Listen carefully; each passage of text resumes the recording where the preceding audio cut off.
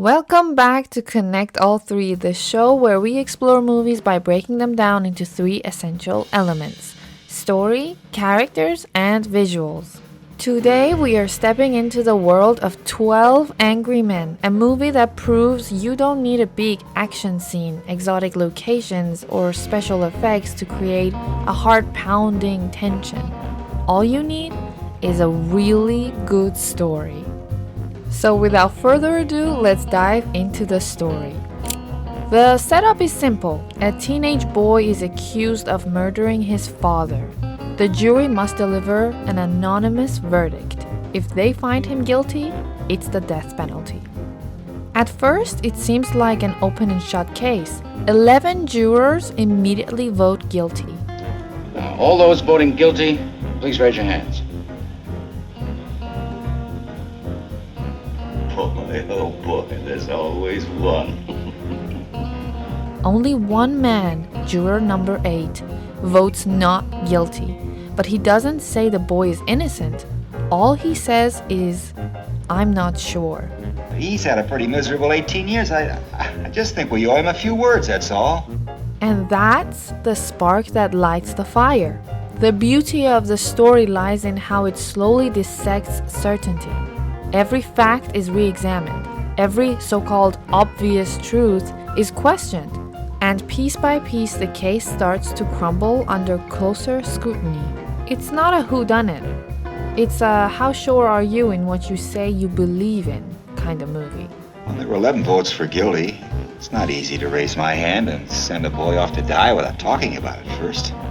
Well, now, who says it's easy? No one. Well, just because I voted fast?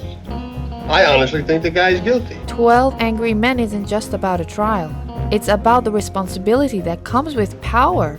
It's about understanding that reasonable doubt isn't a technicality. It's the foundation of real justice. The film asks a very powerful question. When the stakes are life and death, how careful are we willing to be? Who tells you that you have the right to play like this with a man's life? Now, let's talk about the characters. Each juror is more than just a number. They represent different shades of human behavior under pressure. Juror number 8, calm, rational, moral. He stands alone not because he's stubborn, but because he believes thinking carefully is more important than agreeing quickly.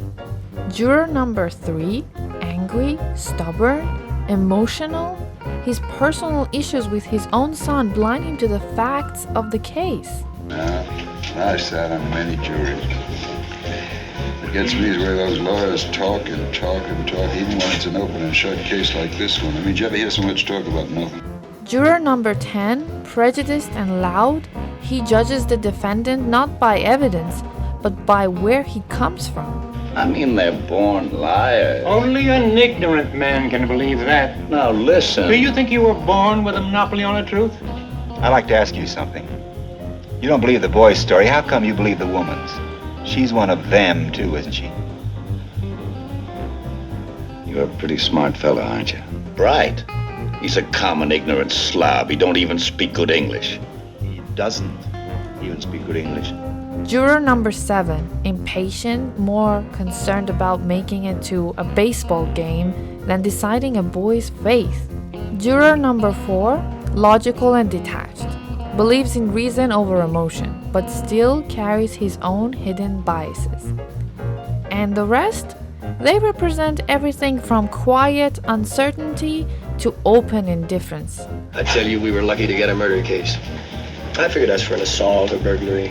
Boy, they can be the dullest. Some are easily swayed, some are too proud to admit they were wrong. Just like us in the real world. As the film goes on, we watch their personalities clash, evolve, and most importantly, we see how emotions, pride, and prejudice distorts judgment, even when people believe they are being so-called reasonable. The movie reminds us the truth isn't just about evidence, it's about who is looking at it. Now let's look at the visuals. Director Sidney Lumet shoots the film with a strategy that is so subtle, you feel it before you notice it. At the beginning, the room feels spacious, wide shots, open frames. You think there is room to breathe. But as tensions rise, the camera slowly lowers. The shots get tighter. The ceilings seem to press down. By the end, the jurors are boxed in, trapped, not by just the room, but by the weight of their own decisions. It's a simple visual trick that mirrors the emotional journey the characters are going through.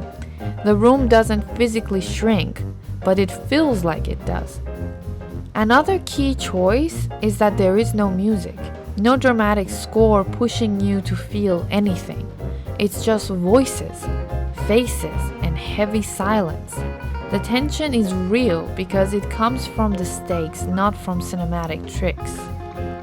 It's one of the best examples of how restraint can create far more suspense than spectacle. My favorite moment was when juror number 3, who's been the loudest advocate for a guilty verdict, finally breaks down. He rages against the other jurors, but it's clear he's no longer arguing about the boy on trial. He's arguing with his own past, his own failure as a father, his own unresolved guilt. And when he finally says, "All right, not guilty," it's not a triumph. It's a collapse. It's a human being finally letting go of pride and hate. That moment hits so hard because it shows that sometimes the biggest battle isn't with others, it's with ourselves. 12 Angry Men is a simple movie with enormous impact. It shows how fragile justice can be when mixed with human emotion. It reminds us that doubt isn't weakness, it's wisdom. Most importantly, it teaches that one voice, and just one voice alone, with patience, courage, and enough will, can change everything. In a world that often rewards quick opinions and snap judgments, That's a damn stupid thing to do. 12 Angry Men is a timeless call to slow down, think carefully, and act with conscience.